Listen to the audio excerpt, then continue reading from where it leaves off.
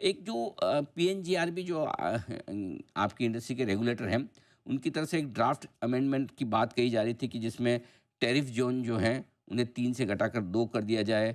साथ ही आप जैसी कंपनियों को वॉल्यूम कैलकुलेशन के लिहाज से जो फ्लेक्सिबिलिटी दी जाए। अगर ये रिकमेंडेशंस या ये जो अमेंडमेंट्स लागू होते हैं, ये बताएँ सर गेल के लिए कितने बड़े फ़ायदे की बात होगी, रेवेन्यू के लिहाज से भी और मुनाफ़े के लिहाज से भी? आपने जो पूछा टैरिफ रेगुलेशंस के बारे में ये और आपने बता दिया कि रेगुलेशन में जो चेंजेस हैं वो क्या हैं, 3 जोन है के बदले 2 जोन होंगी। और इसका सबसे बड़ा फायदा सीजीडी कंपनीज को होगा, क्योंकि सारी सीजीडी कंपनीज के डोमेस्टिक पीएनजी और सीएनजी वॉल्यूम्स पे सिर्फ जोन 1 का टैरिफ एप्लीकेबल होगा।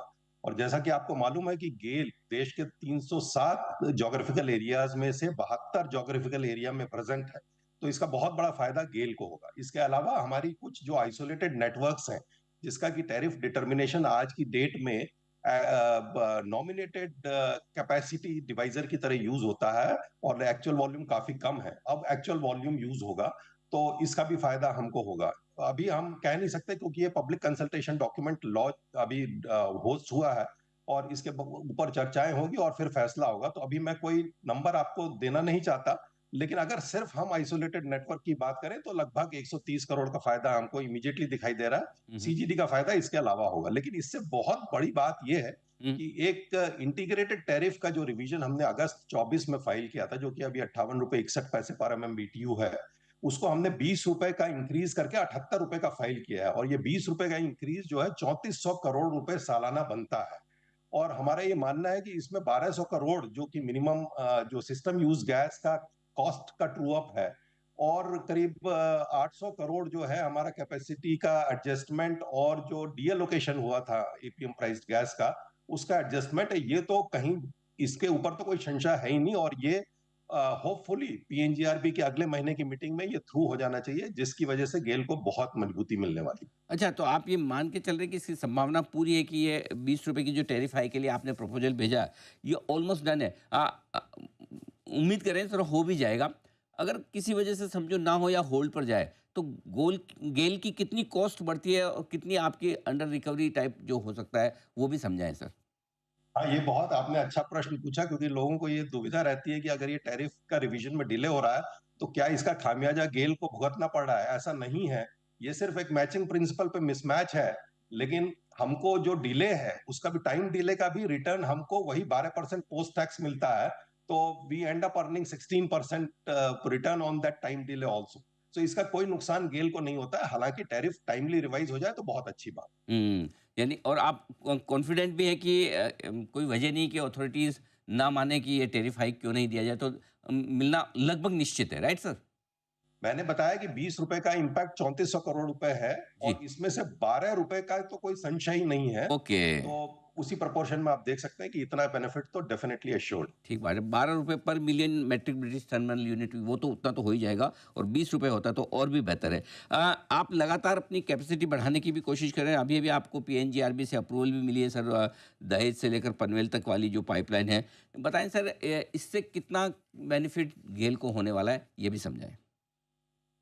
ये पाइपलाइन अभी कैपेसिटी से कंस्ट्रेंट थी। 19.9 million metric tonne million standard cubic metres per day की कैपेसिटी है, जो कि 22.5 मिलियन का अभी ऑथराइजेशन हमको मिल गया है। और इसको पूरा करने से जो हमारा डबोल का टर्मिनल है उसका यूटिलाइजेशन हम इंक्रीज कर पाएंगे। ये टर्मिनल अभी ब्रेक वाटर और एम्बियंट एयर हीटिंग सिस्टम ना होने की वजह से कंस्ट्रेंड है। 5 मिलियन टन की कैपेसिटी में हम लगभग 2 मिलियन टन ही ऑपरेट कर पाते थे। मुझे बताते हुए खुशी हो रही है कि हमारा ब्रेक वाटर कंप्लीट हो गया है और इस मानसून में ये ऑल वेदर टर्मिनल की तरह ऑपरेट करेगा, जिससे कि हम इसकी कैपेसिटी को बढ़ा पाएंगे। और इसके अलावा ही जून 26 अगले साल में हमारा ये एम्बियंट एयर हीटिंग सिस्टम भी कमीशन हो जाएगा, जिससे कि इस टर्मिनल की कैपेसिटी अपने नॉर्मल लेवल पे आ जाएगी और हम इसको augment in fact 6.3 million metric tonne per annum तक करने वाले हैं, जो कि अगले साल हो जाएगी। और इस पाइपलाइन का ऑथराइजेशन से इस टर्मिनल से इवैक्यूएशन और आसान हो जाएगी। ठीक बात है। गुप्ता साहब गेल के इन्वेस्टर ये ज़रूर जानना चाहेंगे कि वित्त वर्ष 2026 गेल के लिए किस तरह का रह सकता है? क्या प्लान्स हैं आपके? किस तरह के एक्सपेंशन कैपेसिटी और अगर आई डोंट नो रेवेन्यू वगैरह क्या आप कोई एक गाइडलाइन या आप गाइडेंस या फिर कोई टारगेट लेकर चल रहे हैं कि आप क्या अचीव करना चाहते हैं? तो ज़रा अपने शेयर होल्डर्स के लिए बताएँ सर, क्या इरादा है? 2025 साल तो आई थिंक सभी इन्वेस्टर्स को मालूम ही है, हमारे 9 महीने के रिजल्ट रिकॉर्ड रिजल्ट्स रहे थे और होपफुली पूरे साल का रिजल्ट भी उसी दिशा में होगा। अगले साल के लिए भी हम मानते हैं कि नेचुरल गैस सेक्टर के प्रोस्पेक्ट्स बहुत अच्छे हैं। कंजम्पशन हम देख रहे हैं कि सीजीडी में बहुत ही रोबस्ट कंजम्पशन हो रहा है, 12 से 15% का सीएजीआर से। और इसके अलावा रिफाइनरीज का कंजम्पशन बढ़ेगा बिकॉज कनेक्टिविटी बढ़ रही है। हमारी बहुत सारी पाइपलाइंस रिसेंटली कमीशन हुई है, जैसे बरौनी गुवाहाटी, और उसके आगे आईजीजीएल का फेज 1 कंप्लीट हो गया। उसके अलावा हमारी श्रीकाकुलम मंगुल पाइपलाइन कमीशन हो चुकी है। इसी साल अब हम 25-26 में अपनी मुंबई नागपुर झारसुगुड़ा जबलपुर पाइपलाइन कमीशन कर लेंगे। इसके अलावा कोची कोटीनाड बैंगलोर पाइपलाइन भी बैंगलोर तक अब कमीशन हो जाएगी। ये सब पाइपलाइंस कमीशन होने से और रिफाइनरीज कनेक्ट होने से और सीजीडी का वॉल्यूम बढ़ने की वजह से हमारा मानना है कि गैस के ट्रांसमिशन वॉल्यूम्स में कम से कम 8 से 10% का एनुअल इजाफा होगा। और उसी हिसाब से फिर, क्योंकि ये टैरिफ भी रिवाइज हो रहा है और वॉल्यूम्स भी बढ़ रहे हैं, तो उसी हिसाब से हमारा प्रॉफिट भी बढ़ना चाहिए। बिल्कुल।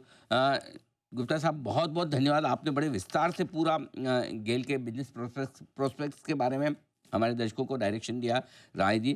Thank you so much sir. आज आपके समय के लिए बहुत बहुत शुक्रिया।